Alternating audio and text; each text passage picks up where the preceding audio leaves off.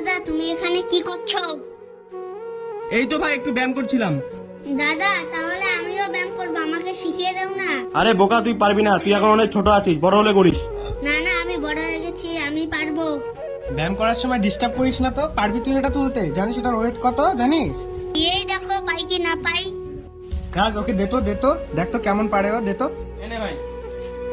পাচ্ছি না রে আর। মাগো, পড়ে গেলাম, কি ব্যথা। বারবার বললাম যে পারবি না নে এখন আমারটা নে, দেখ তো কেমন লাগে, নে।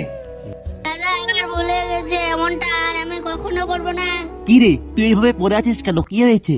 দাদা, ডাম্বেল নিয়ে খেলতে খেলতে আমি ব্যথা পেয়েছি, আমি আর হাঁটতে পারছি না।